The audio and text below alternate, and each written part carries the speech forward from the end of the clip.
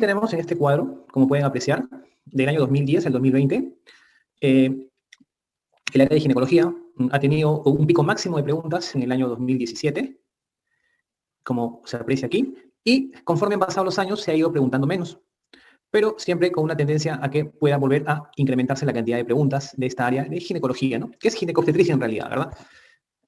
Cuando ya detallamos, cuando ya comenzamos a ver en ginecología cuáles son los temas que más se preguntan, los temas más rentables, nos damos cuenta que cáncer de cuello uterino es lo que más se pregunta, ¿sí? La estadística así lo demuestra.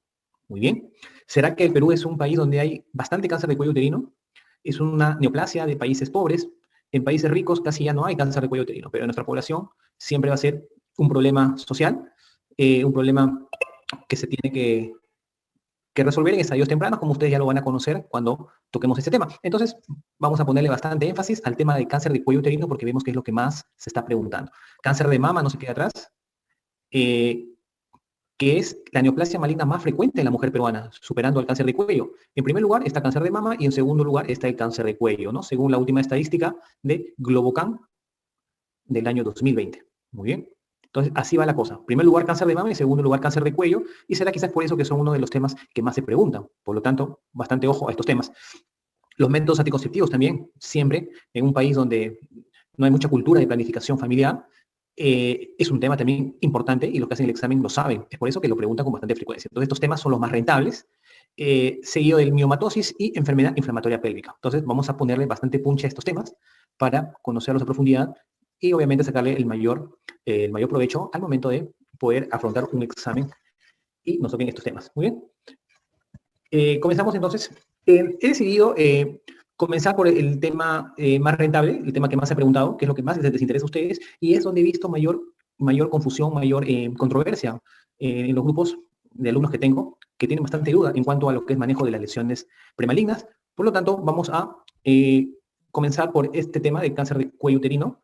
Vamos a pasarnos aquí, ¿sí? Para que no nos agarre cansados mentalmente, ya que está casi al último se le ha puesto el cáncer de cuello uterino. Vamos nosotros a comenzar del tema que más tenemos que dominar, ¿sí?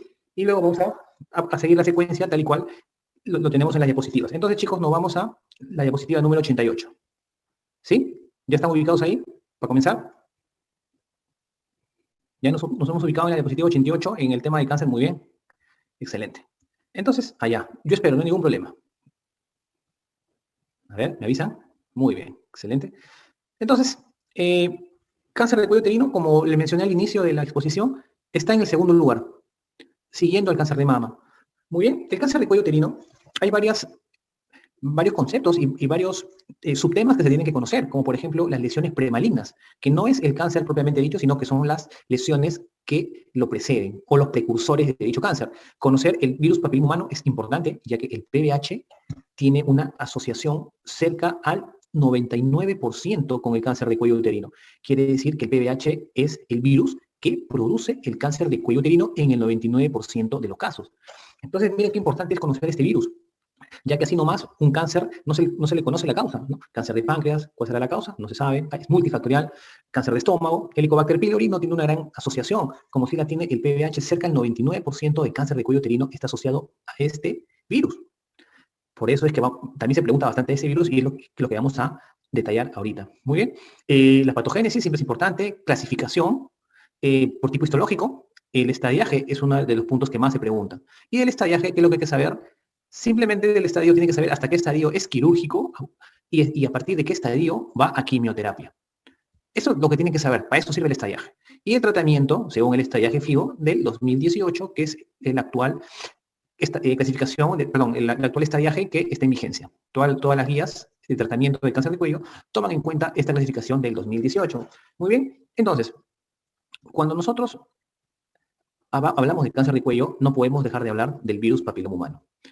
¿Es un solo virus? ¿Son dos virus? ¿Cuántos serotipos hay? Aproximadamente más o menos 150 tipos de PBH. Ahora, ¿todos estos 150 producen el cáncer de cuello uterino? Pues la respuesta es no. No todos los serotipos de PBH producen el cáncer de cuello uterino. De estos 150, son 15 los de alto riesgo oncogénico. O sea, de estos 150 son 15 que sí producen el cáncer de cuello uterino. Y de estos 15, hay dos que son los que producen el 75% del cáncer de cuello uterino, y son el serotipo 16 y el serotipo 18. Estos dos hitos justifican el 75% de las neoplasias malignas de cuello uterino. Ahora, y si me preguntaran, ¿y de esos dos, cuál es el más maldito? ¿Cuál es el más oncogénico? Definitivamente no hay duda a responder, es el 16. ¿Sí? Entonces, ¿y qué me pueden preguntar sobre esto? Siempre preguntan la asociación con el cáncer de cuello, ¿cuál es el que tiene la mayor asociación? Es el 16. En cuanto a los tipos histológicos, básicamente los más importantes es el escamoso, el tipo escamoso que es el más frecuente, y el otro que le sigue en frecuencia es el adenocarcinoma, que es el que se origina en el endocervix, adenocarcinoma. Bien, entonces el escamoso es el más frecuente de todos, ¿no? Cerca del 75% de cáncer de cuello son de tipo escamoso y un menor porcentaje el adenocarcinoma. Obviamente que tenemos más tipos histológicos, como por ejemplo el adenoescamoso, como por ejemplo el neuroendocrino, metanéfrico, células claras. Entonces, no nos manejamos con tanto tipo histológico y nos quedamos con los más frecuentes porque son los que nos van a preguntar. Muy bien, entonces, el 16 tiene mayor asociación con el tipo escamoso, que es el más frecuente de todos, tipo escamoso. Mientras que el tipo 18 es el que más se asocia con el adenocarcinoma. Muy bien. El escamoso se origina en el exocervix y el adeno en el endocervix. Muy bien. Entonces, eso es lo importante de estos serotipos. Recuerden que el tipo 16 y el tipo 18 se asocian también con otro tipo de neoplasias, no solamente con el cáncer de cuello uterino. ¿Con qué otro tipo de neoplasia se asocia el cáncer de cuello uterino? Obviamente estamos hablando del área ginecológica, ¿no? ¿Saben, chicos, con qué otro tipo de neoplasia maligna ginecológica tiene asociación el PBH o solamente con el cáncer de cuello uterino? Muy bien. Un doctor ha dicho que sea de vagina y está muy bien. ¿Qué otro? Bien, cáncer de excelente. Vulva. Y ahora, pero es diferente el porcentaje de asociación. Dijimos que con el cáncer de cuello es cerca del 99%, mientras que en el cáncer de vulva y de vagina en realidad no es tanta la asociación. El cáncer de vulva tiene asociación con el PBH de un 40%, mientras que el cáncer de vagina tiene una asociación con el PBH del 70%. Y si le preguntaran, ¿y cuál serotipo es el que más se asocia a vulva y vagina? La respuesta sigue siendo el 16. Este es el más maldito de todos. ¿Sí? Muy bien. Entonces, con nosotros vemos acá el epitelio cervical. Sabemos que tienen 4 capas. ¿Sí? Una capa basal, una capa parabasal, una capa intermedia y una última capa, que es la capa superficial, ¿no? Son 1, 2, 3, 4 capas del epitelio cervical, que es donde infiltra el PBH. Y me pregunta, ¿este virus PBH en qué capa se va a dirigir y desde dónde va a comenzar a producir la mitosis aberrante? Pues la respuesta es sencilla, se va a dirigir directamente a la capa basal.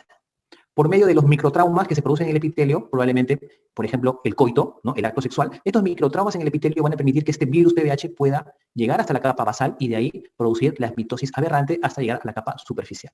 ¿Sí? Recuerden que mientras se respete la capa basal, la lámina propia, mientras se respete esta capa basal, hablamos de lesiones premalignas.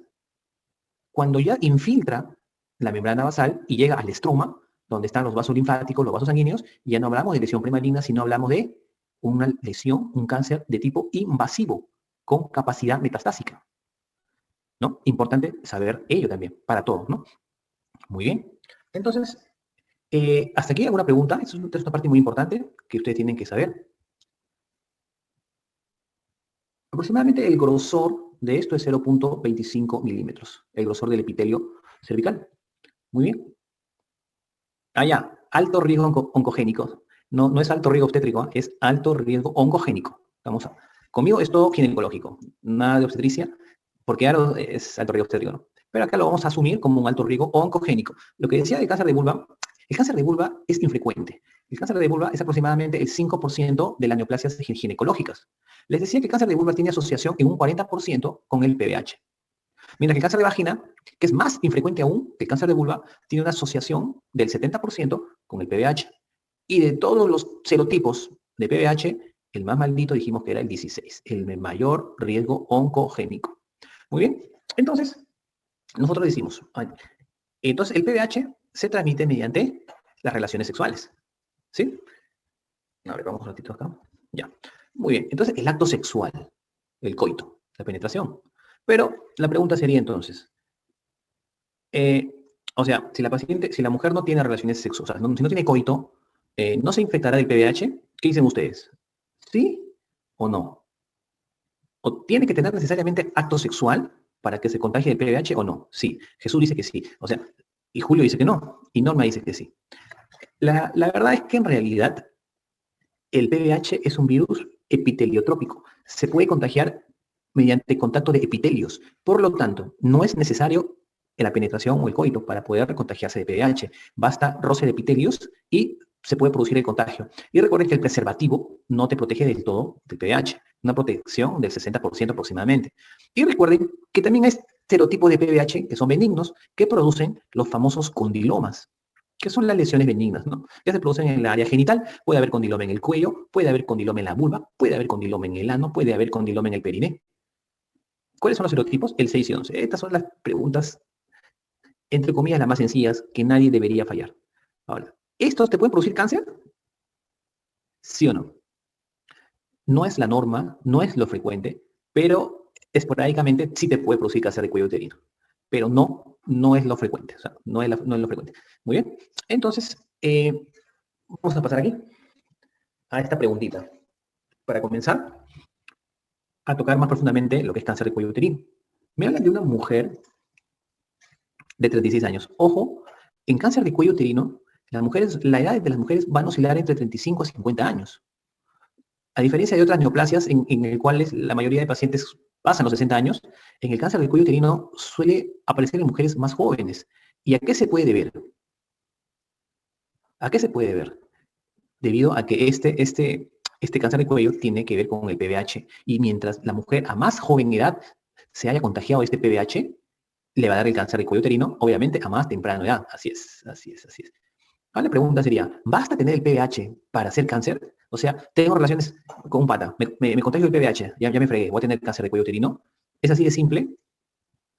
Claro que no, claro que no. Hay dos requisitos importantes que tiene que cumplir esta infección del PBH para que tenga opción a, en el tiempo, hacer un cáncer de cuello uterino. El tiempo que ustedes van a encontrar en los libros, desde que se produce la infección por el PBH hasta que se transforme en un cáncer de cuello uterino, son 10 años. Este es un valor rígido que encontramos en los libros, que no necesariamente se ajusta a la verdad, pero si ustedes les preguntan, 10 años, vamos a contestar. Muy bien, entonces, ¿cuáles son estos dos requisitos que tiene que cumplir esta infección por PBH para que tenga más probabilidad a ir a un cáncer de cuello uterino? ¿Qué dicen? Recuerden que el PBH es la causa necesaria, más no suficiente, para que aparezca el cáncer de cuello uterino. Entonces, estos dos puntos que tiene que cumplir es uno, que la infección sea por un virus papiloma humano de alto riesgo oncogénico, 16 y 18. Porque puede ser que la mujer tenga infección por el tipo, ¿qué les digo? 52 o 45, que son oncogénicos, pero no son los de mayor riesgo oncogénico. Entonces, el tener una infección por PBH por un serotipo de alto riesgo oncogénico es uno de los criterios más importantes o factores de riesgo para hacer cáncer de cuello uterino. Y el otro factor importante es que esta infección sea persistente. Porque no todas las mujeres que tienen infección por VIH hacen cáncer de cuello. ¿Por qué? Porque estas infecciones suelen ser transitorias. Las mujeres jóvenes, menos de 30 años, que tienen un sistema inmune indemne, bueno, rápidamente depuran del organismo esta infección por VIH. Por lo tanto, puede ser que una mujer tiene 18 años, tenga VIH y que el año siguiente le hagas el test de VIH y salga negativo. Porque ya su organismo se encargó de depurar ese virus, ¿no? Por lo tanto, ya no es una infección persistente. Cuando se encuentra la infección por el mismo serotipo de PBH por más de 2 años, y hablamos de persistencia. Entonces, se debe cumplir que la infección sea por un serotipo de alto riesgo oncogénico y que la infección sea persistente, son los factores de riesgo más importantes para que esta infección vaya a un cáncer de cuello uterino. Entonces, volvamos a la pregunta. Me hablan de una mujer de 36 años que no tiene hijos. Muy bien. Casada recientemente y se le detecta un cáncer de cervix estadio clínico FIGO 1A. Muy bien, ahora ustedes me van a decir, ¿qué es estadio FIGO 1A? Y ahí la pregunta es, ¿qué tratamiento se recomienda en esta paciente? ¿Cuál sería la alternativa y qué es un estadio FIGO 1A? A ver, qué dicen chicos?